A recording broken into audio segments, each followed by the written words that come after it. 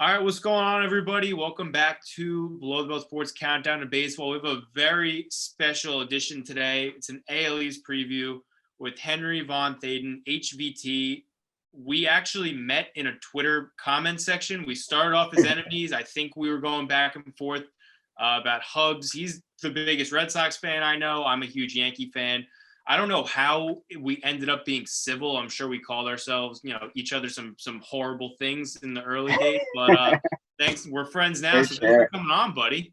It's happened a bunch, man. Like I think I might even have a few more Yankees fan friends now than Red Sox on Twitter. It's funny. Like I start out beefing, and then most of them no, but some of them I end up friendly with. That's always fun when you're like beefing with someone. It's like, all right, he actually knows what he's talking about. Because sometimes you're talking like you're going after people who are just talking straight out of their ass. Oh yeah, this guy's an asshole. And those I just mute. He actually knows what he's saying. Yeah, those I just mute and like report for harassment or something like that. Get him out of here.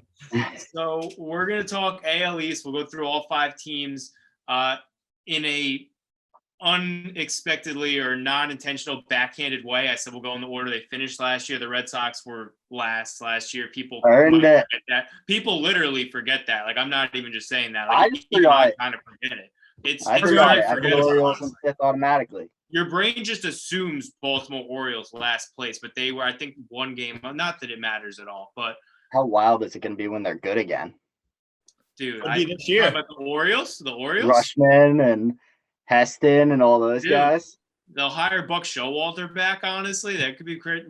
The Orioles actually have a brighter future than I thought. We'll talk. We'll get to that, but we're gonna start with the Orioles. The Tampa Bay Rays. They won the division last year. They were the second winningest team in all of baseball in the regular season. Obviously, made it to the World Series. Lost in 6 games to the Dodgers. Had a very eventful offseason. Traded 2 of their top 3 pitchers. Trading Blake Snell. Letting Charlie Morton walk to the Braves. They do get back Luis Patino.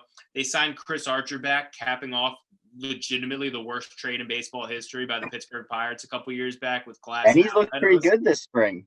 Yeah, I fully expect Chris Archer to win like 18 games with like a sub-3 ERA just because of the Rays. But Henry, what do you think about the Rays? I know a lot of people are still high on them. Some people think they're going to fall off a cliff completely. Where do you have them this year? I'm more on the fall off a cliff completely side. Okay. And I think honestly that's kind of what I know. Are both you guys Yankees fans? Yeah. Both Yankee fans, you guys yeah. will love that then. Mm-hmm. Absolutely. Crossed on it, honestly. Mm-hmm. Yeah. I don't think they're going to be that good. I mean, I think the AL East is pretty solid throughout besides the Orioles this year. Mm-hmm. So I don't know if we're going to see the 108, 100 plus game winners. I don't think we will. No, I think the Yankees ceiling, if all goes well, as a big Yankee fan, we'll get to them. I think it's right around 100 wins. No one's winning that many games. I think we might be going back to like 2017, 2016 kind of year where like 95 wins it, something like that, maybe a little bit more. Mm-hmm. But I don't think the Orioles are as bad as that. Like it took the Orioles being historically awful for the Red Sox to finish with 108. In 18, and what did the Yankees? The Yankees were 100 even, right? Yankees won 100 games in the wild card, and it would have been closer. 200 game winners. You got to have the Orioles being like outrageously horrible. I felt like every time the Yankees were about to catch some ground on you guys that year, it was like shit. The Red Sox have 5 games at Camden Yards this weekend. Like every time, it's like they're always playing the Orioles. Yeah, I remember checking the standings and being like, oh well, that's 5 Yankees wins. That's 4 Red Sox wins right there, and you could just do it from that.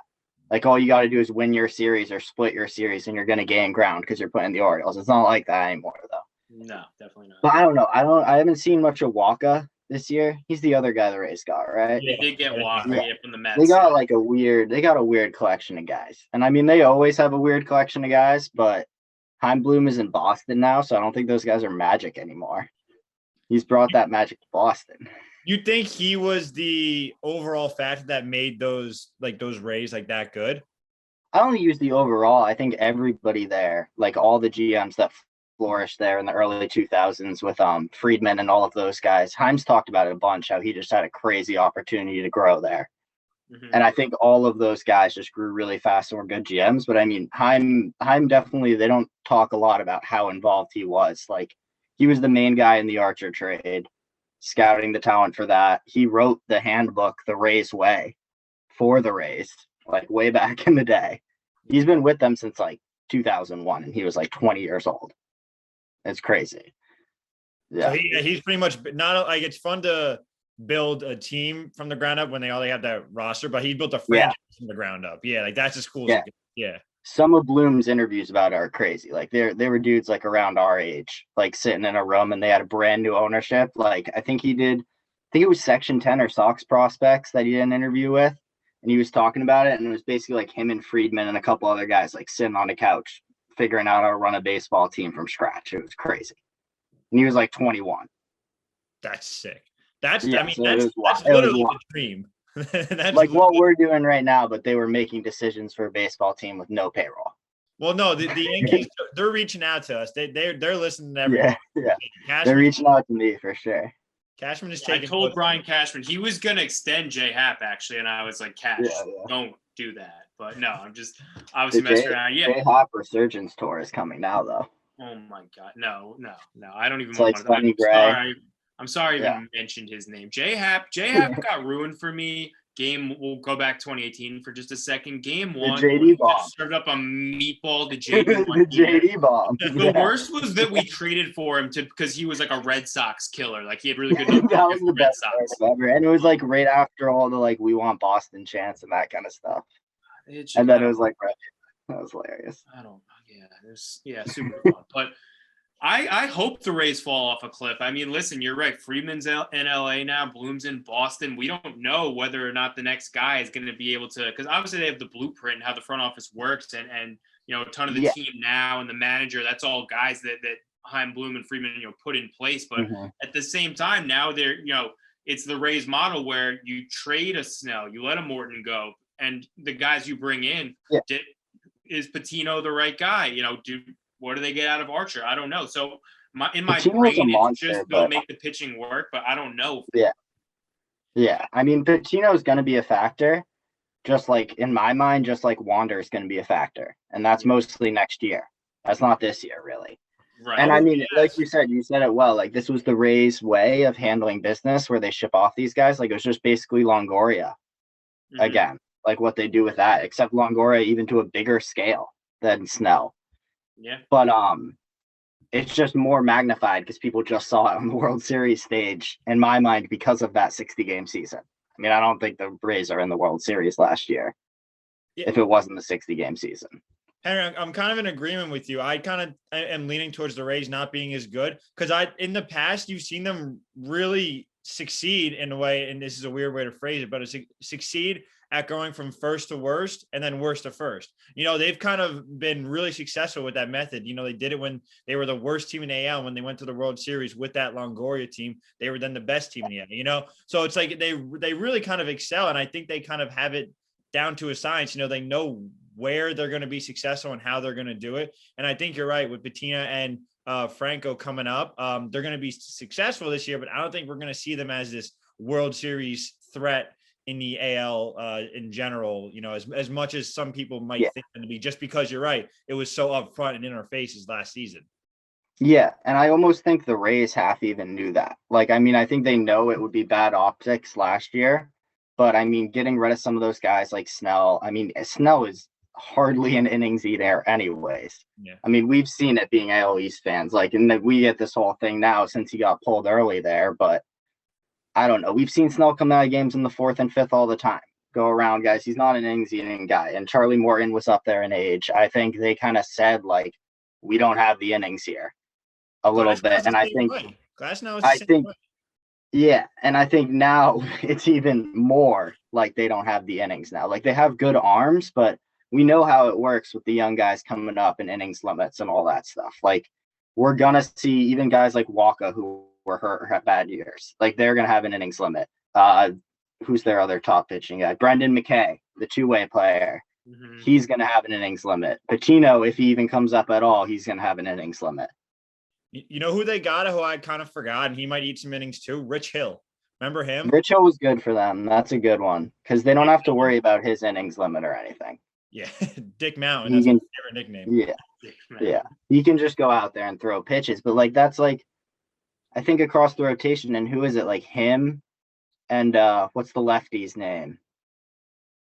Shoot, like Flanagan? Yarbrough. Oh, Yarbrough. Yarbrough could eat some innings, kind of, but like that's pretty much the two. And I mean, like, I know Glass now is like a big like buzzword now on the internet, and everybody thinks he's really hot and like good at pitching and stuff. But I mean, he still has two pitches. Like, I don't know how far he can go. He has a this lot year. to prove. He does. I'm sorry. Oh, He has a lot of potential, but a lot to prove.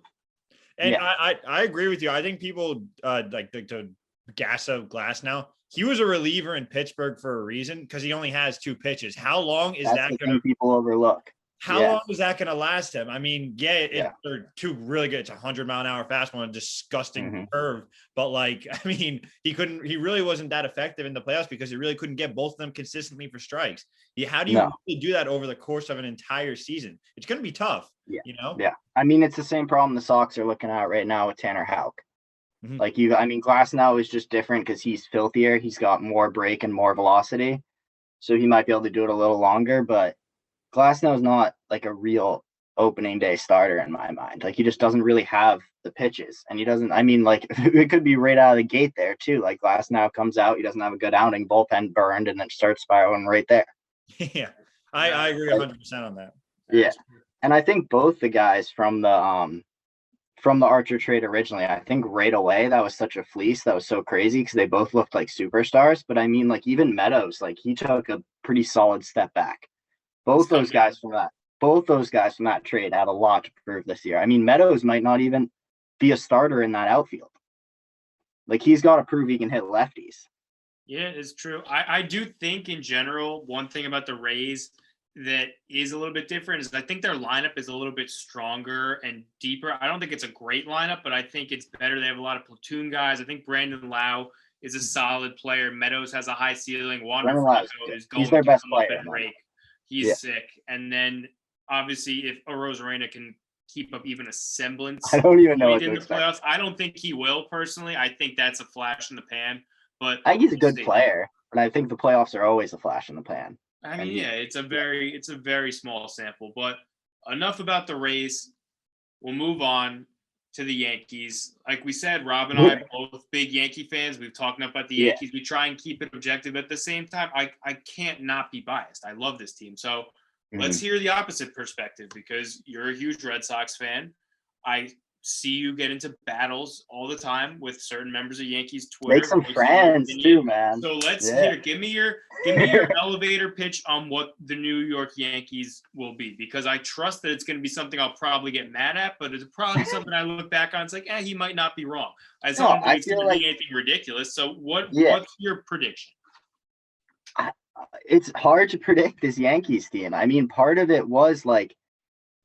me that pisses me off as a fan of baseball with all of it is that they had the opportunity for the AL right there on a platter. All they had to go do was not even blow by the tax like the Dodgers did, but go to 230. Like, you didn't have to stay at 210. Like, that's what I don't get. Like, I just don't understand that decision in it.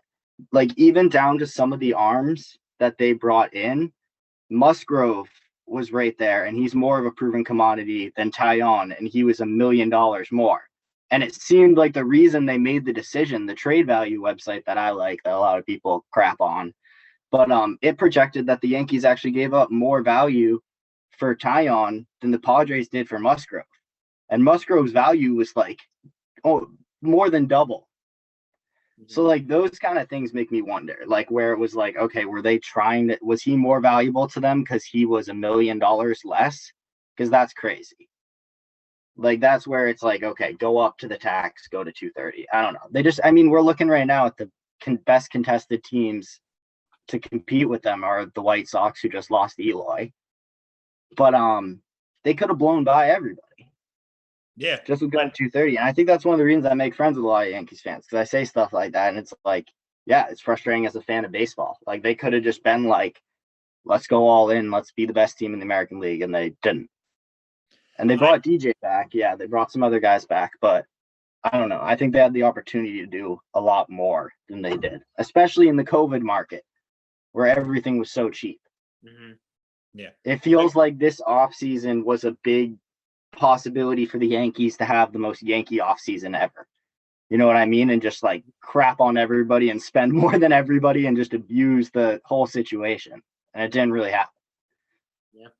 Yeah, absolutely. Wow. I'm of the same thinking of you. I do think that I shouldn't say I think this. I can see it happening in the fact that they might go over that at the deadline. And I think they were kind of waiting to see what happens kind of with the rest of the market and who becomes, sort of bad throughout the course of the season and who kind of gives up, who's in the buyers, who's in the sellers market. So I don't think that that's done in terms of them going over the luxury cap, but I agree with you 100%. There was no reason why they shouldn't have put their foot down, really stepped on the throats of the AL and just gone for it.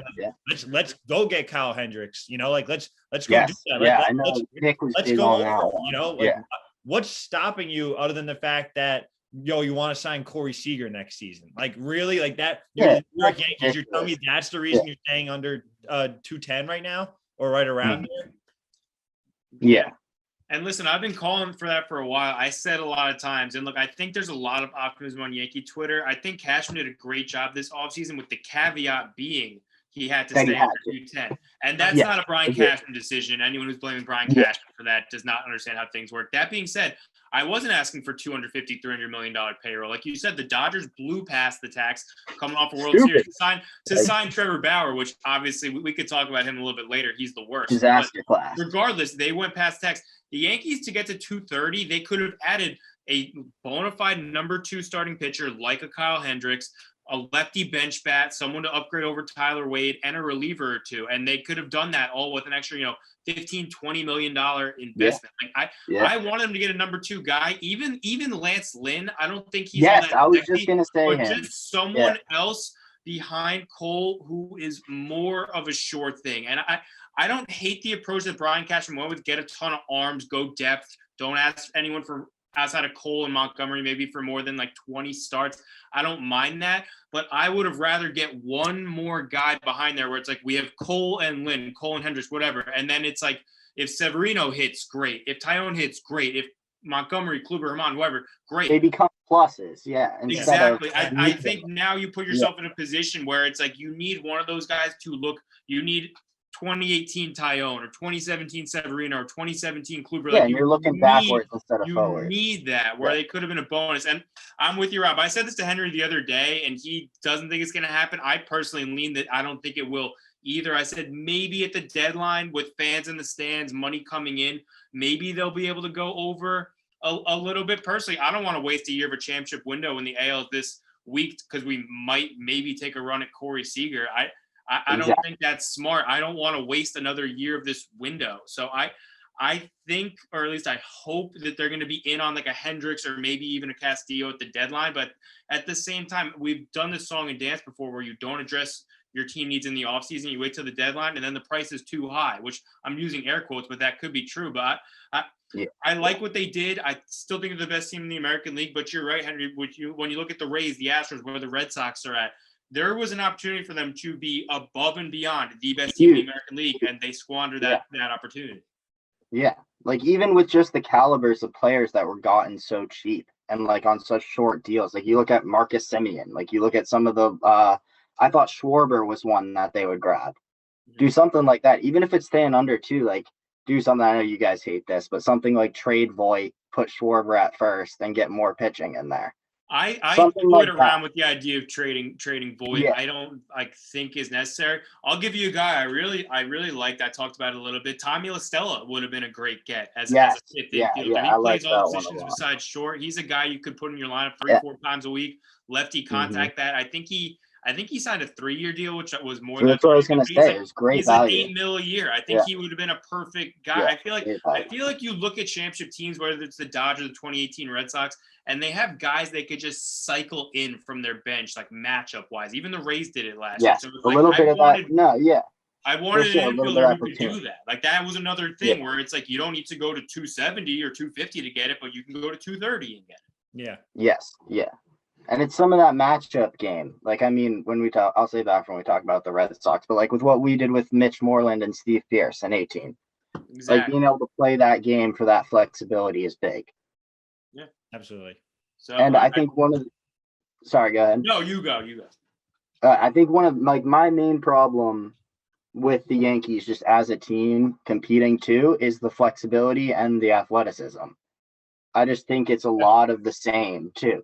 Like it's a lot of redundancy, and I've frankly never understood it because you play in a ballpark where guys can hit homers to right that normally don't hit homers.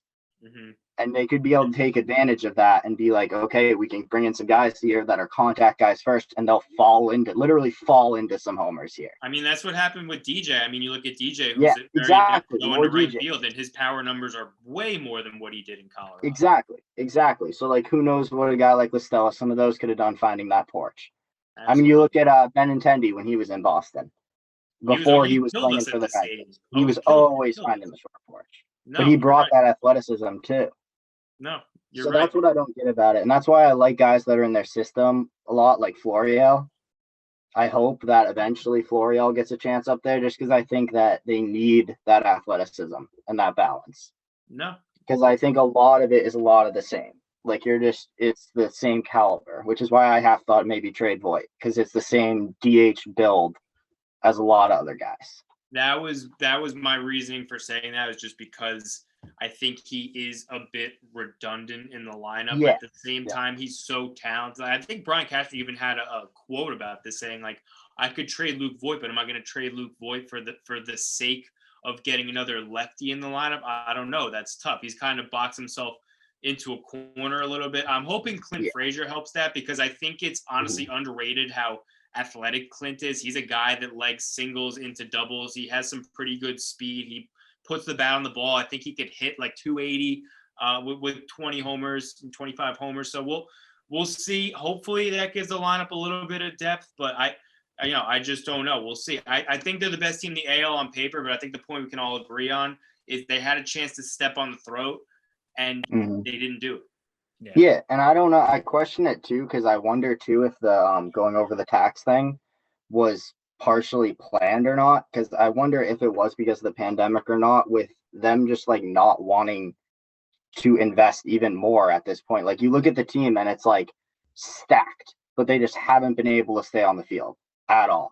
And you got to wonder at some point if Hal was like, okay, like we just got to see, like, is this core going to be able to do it and they can find their footing? Like we can only go over the tax so many times. We can only pour this much money in so many times. We got to see if these guys can get straight and get it done. Yeah, I mean, this is a big year for so many Yankees. It's Sanchez's last chance. Obviously, Stanton is going to get paid regardless, but Judge is up in 2 years. You know, even Severino is up in 2 years again. You know, he signed that 4-year extension. Yeah. He's been hurt for most of it. So it's a very much do or die year for the Yankees. And it's everything that we said about them not putting themselves above and beyond. They're still the best team in the American League on paper. It's still an absolute utter disappointment if they don't win the pennant. And I really do think heads will roll if they don't at minimum get to a World Series. So we'll see how it plays out. But moving on, the Toronto Blue Jays, they were one of the hottest names of this offseason. They add Springer, they add Semien, Kirby Yates, who unfortunately looks like he might be headed for Tommy John, I think. Yeah. Is that official that he was TJ? I don't think it's been announced yet. I think it's like signs are pointing towards it. Regardless, doesn't look good for him. But still, this was a team that made the expanded playoffs, a 60-game season. Ton of young firepower. You're talking Vlad Jr., Bo Bichette is a stud, Kevin Biggio, Teoscar Hernandez. It's a good lineup. What do you see out of the Blue Jays? Because me personally, I think a lot of people are very high on them because I think they see a Springer, they see a Semien signing, and they're like, oh, they made the playoffs last year, they'll be good. I don't see it with this Blue Jays team. I don't. So what are your thoughts on that? I agree. I can't see it until it's there, I think, with them. Like I need some of these guys to actually play together. Mm-hmm. And like I know it's like kind of a semantics thing, but the fact that they don't even like have a home ballpark right now goes into it for me. And I mean, we got what's his name? Who was in trade rumors for years, fell down carrying his kid. Did you read about Robbie this? Robbie Ray, yeah. Like already he's hurt now, and that I don't know. Like I mean, they need a lot from Nate Pearson, who's coming off some injury, and he's really young.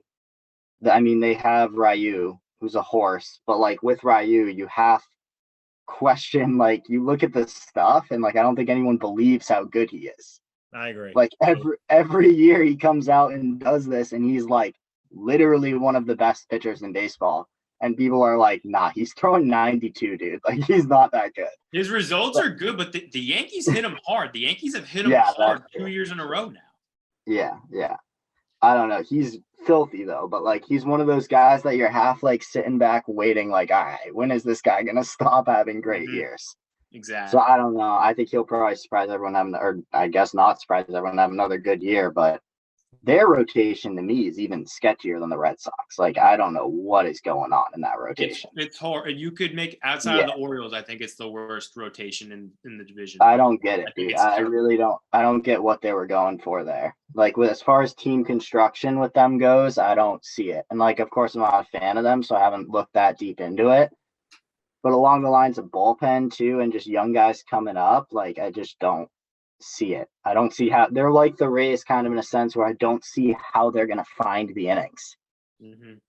Like for a 162.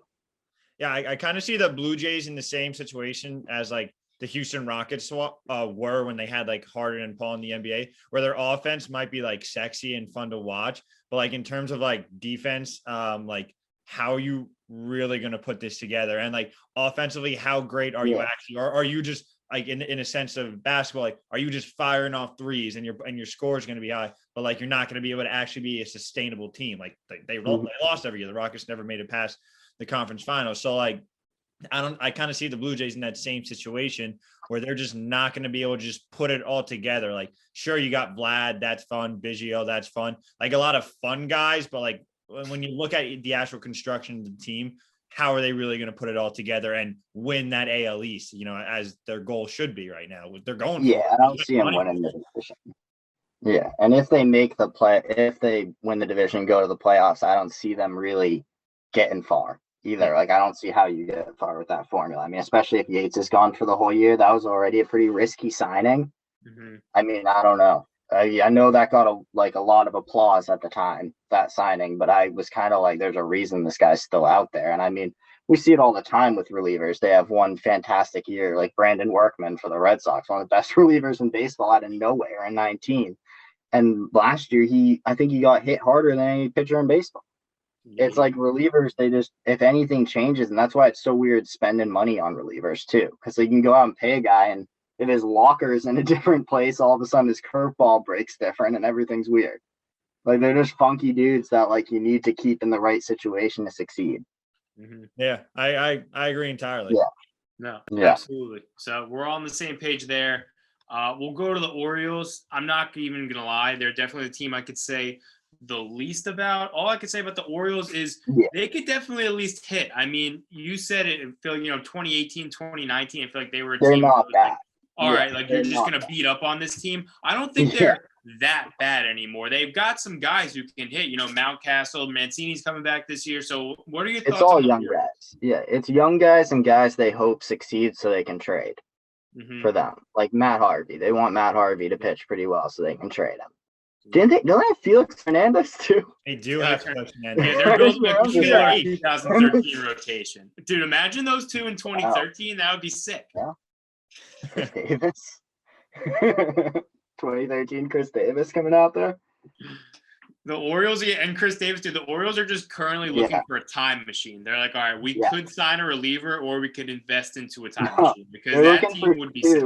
They're looking for two, one that can bring them future and one that can bring them back. Exactly. How do we get Felix back, you bring Mountcastle and Adley up. Yeah. And they can do all that. Yeah. Exactly. But, no, imagine that. Oh my God. That's I think they hired Dr. Doofenshmirtz in their in the baseball operations department. That's oh my God. Yeah. The Orioles made me mad this year though. Like all that stuff with trying to like pay Mancini less and stuff, that didn't get a big enough story around it. That was crazy. Wait, they tried to pay Mancini less? It was like Mancini and one of those guys, I think Hanser Alberto. They reached out and were like, hey, for the team, could you take less money? All this stuff. Like it never happened in baseball. Duquette was talking about it on MLB Network.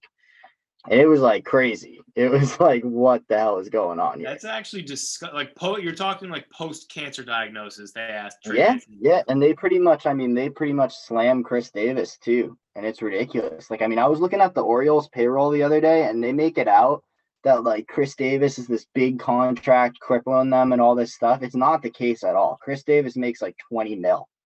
The next highest paid player on their roster makes like 5, and I think they're like over 70 mil under the luxury tax and a decent market. Like they're like, I actually think like they might quietly be like going out of business. Like they some of the stuff, like some of the stuff that went on this winter with them was like, oh, you're like we're down bad, you're like down, like you're not doing well over there. Well, the good news for them is I think state of Maryland's capacity is 50, and I think maybe Baltimore announced Camden Yards is going to open up at 25. So the good news for them is they'll sell out all the Yankees and Red Sox. That's what I was just gonna say. Yeah. So they'll have that's like 18 sellouts of whatever it is. So that's good. That's a start. That'll pay Chris Davis maybe, but I actually didn't know that about Trey Mancini. That's super fun. Yeah, look it up after this. It was I don't know. I don't remember the specifics of it. I don't think it might have not been Hounser either, but it was somebody like that. Like it was their two highest arbitration eligible players. Okay. They were like trying to get to take less money. Jeez, okay, that's fucked. Well, and it never happened. Like Duquette was saying, or whoever it was on MLB Network, whoever it was a previous. It was either Bowden or Duquette, who were both GMs back in the day, and they were like, never had heard anything like that. Like it was crazy. Everyone watching this will cancel the Baltimore Orioles. We'll get the Twitter mob going on them. That's actually ridiculous. But I feel for their fans. The last couple of years in the NFL playoffs, I've been like weirdly rooting for the Baltimore Ravens just because I feel bad for Baltimore. I like Baltimore a lot. I've been to Camden Yards, I think, just once. It's beautiful. Yeah, no, if you're a Baltimore sports fan, that's brutal. At least the Ravens are like good, I guess. We'll see. Like the Patriots, who I'm a fan of, directly passed on Lamar Jackson, and I was like genuinely happy for them when he became a star. Even though he passed on him, I was like, all right, good for them. They got something. Like it's brutal because Orioles fans are real. Like they exist out there. Oh, absolutely. I mean, you ever see the highlights of it's a division series from I want to say it's 2015 when who hits like the bases clearing double in the 8th inning, and Camden Yards is absolutely rocking. Like my brain did like a double take. Like, not only like fans in the stands, which we haven't seen in the past year, but it was like, oh my God, Camden Yards is going crazy, and it's like not Yankees fans. Like it is actually nuts. Yeah, it's wild. I mean, them and the Pirates too. The Pirates are who you think of with that wild card game against Cueto. Yeah. Where Cueto was like one of the best in the game at the time, and they had him so shook he was just walking runs in and stuff. It was wild. It's so weird seeing teams like that. Even the Blue Jays. I mean, like you see video of the Bautista homer all the time, but it's like I feel like whenever the Yankees are playing there and I'm watching, it's just like 18 empty decks at the Rogers Center. It's like, do people even know that there's a baseball team in Toronto? But it's crazy. I guess we don't have that sense of appreciation for it because the Yankees and the Red Sox, especially with Fenway, no matter how shitty they are, our teams sell out or they draw. So I think that's definitely an underrated aspect where when a baseball team's not good, people just won't go. But yeah, I'm jealous of it sometimes. Sometimes I wish I was a fan of like a team no one cared about. And I could just go and sit behind home and whatnot. It would be nice, just like $10 tickets. It would be awesome. Yeah, like the old days.